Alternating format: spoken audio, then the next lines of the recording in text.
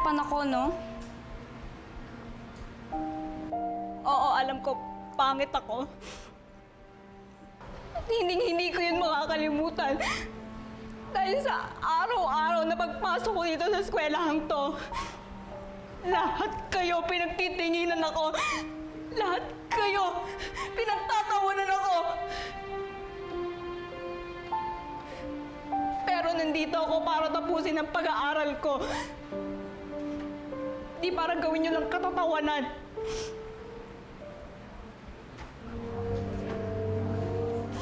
Excuse me po, ma'am. Okay, you're excused. Ramir, go to the guidance office.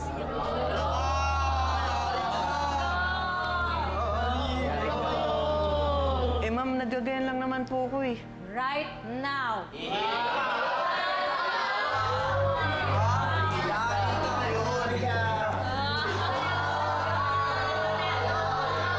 Sige, mamaya i-computerize mo na lang.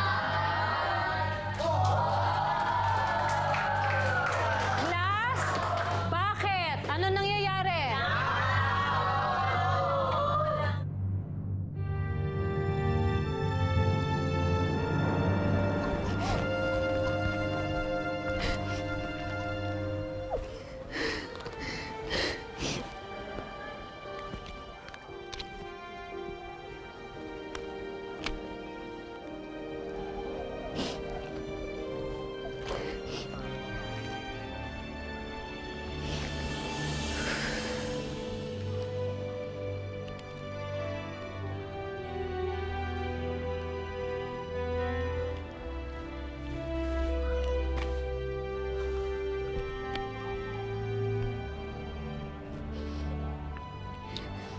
Di ba sabi mo, gusto mo makapagtapos ng pag-aaral?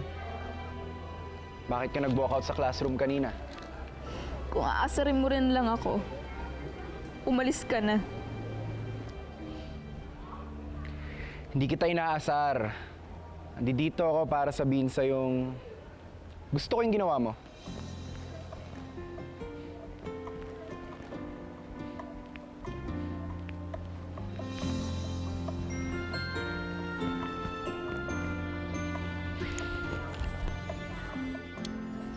We should stand up for ourselves. Dahil sa bandang huli, sarili na lang natin yung kakampi natin. Hindi ka ba natatakot? Baka isipin nila magkakilala tayo. Nakikipagkaibigan ka sa pangit na katulad ko. Alam mo, may nakapagsabi sa akin, wala sa panlabas na anyo ang kagandahan ng isang tao. At base sa nakita ko, yung mga kaklase nating nantitrip sa'yo, sila ang may pangit na ugali.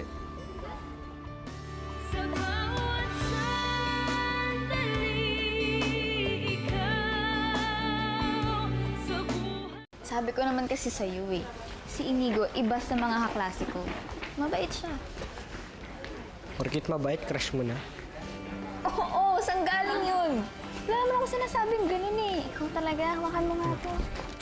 Ayaw mo kasi ulit nabanggit eh. Ikaw Hoy, talaga Mariposa! hindi. Bakit hindi mo sinabi sa akin na kaklase mo si Inigo, ha? May gusto ko sa kanya, no? Hindi. Nagde-deny! Alam mo, huwag ka maniwala dyan. Kitang-kita naman sa pagmumukha niya.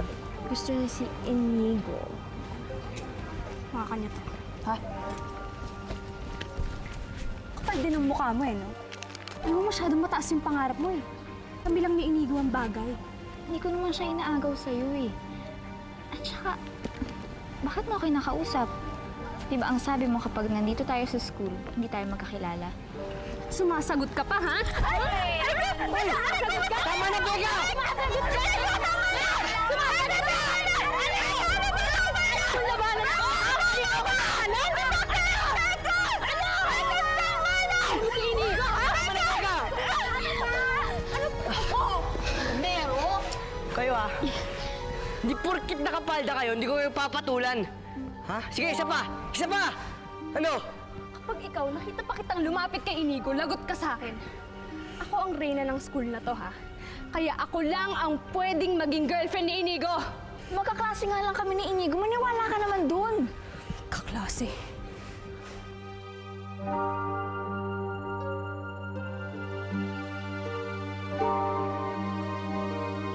Mali. Tara na. Ano? Ano ka rin? O, bakit lalabang ka? Hoy, Nakapalda ka. hindi bagay ang higad sa tao. Tandaan mo yan! Hindi ka may Hindi ko maayos eh. Ayusin mo.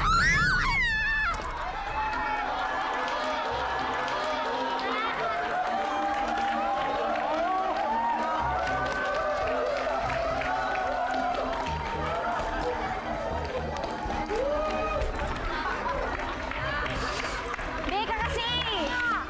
Tulungan mo naman. Tumayo ka mag-isa. Kulat ka ba? Hindi mo nga ako tinulungan eh. Hindi nyo kaya yon. Hindi nyo kaya yon. Tapos na po yung palabas! Bakit yung higad? Anak, mali naman na pagbantaan mo yung grupo ni Becca.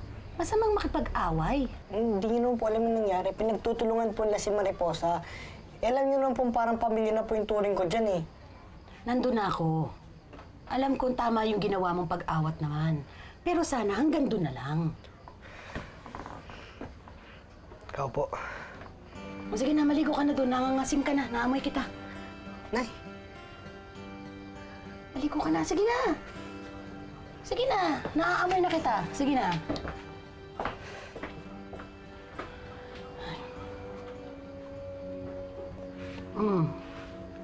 Isusumbong mo ba si Becca kay Amalia? Baka po kasi mag-away pa po sila ni Tita Belen.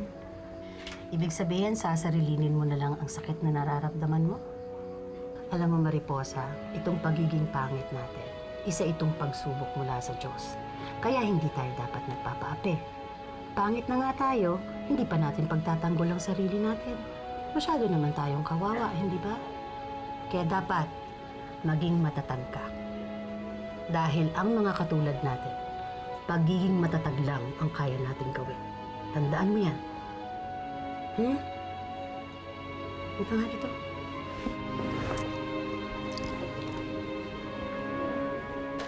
Magkano bali yan? 100 po.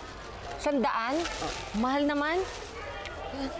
Wala na akong makain sa bahay. Hindi na naman naghanda yung puwisit na mariposang yung silbi talaga. Belen, yung anak mo. Ay, Becca!